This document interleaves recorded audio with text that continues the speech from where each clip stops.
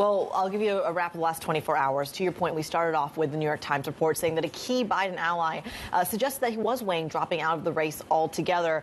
We also know that just a couple minutes after, we got a tweet from White House spokesperson Andrew Bates. I'm just going to quote him verbatim here. He says that claim is absolutely false. If the New York Times had provided us with more than 7 minutes to comment, we would have told them so. So that's going to be the latest we've heard from the White House in terms of pushing back on that report. We also know privately that President Biden and Kamala Harris have been on calls with the DNC. That's the Democratic National Convention Committee.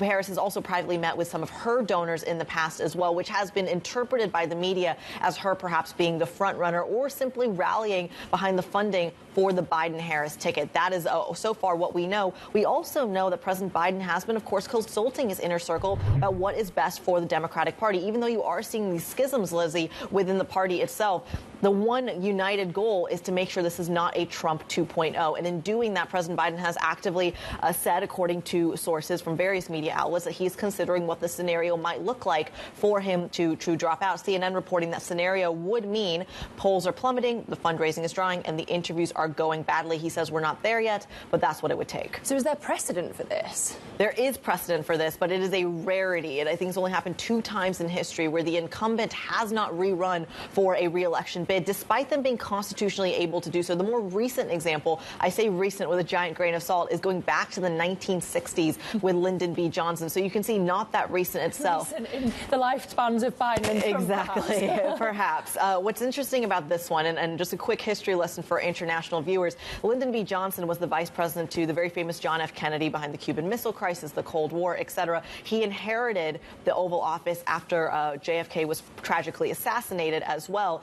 He chose not to rerun because his polling numbers were very low as a consequence of not only the Vietnam War, but the Civil Rights Act as well. The parallel you can draw from that to right now is not just the fact that there is 2 wars going on in this region in particular, both of which that the United States has made a very clear choice of which side that they are on, but also that there's a voter participation story behind it. In the civil rights, it was about really making sure you get the minority vote. I would argue it's the same case this time around. So given that it's U.S. Independence Day, I'm wondering how fast things can move. What are the next steps here? So it all comes down to tomorrow night, actually, over in the States, because there is a debate happening, or excuse me, an interview happening from ABC's George Stephanopoulos, who is his own presidential advisor, interviewing President Biden.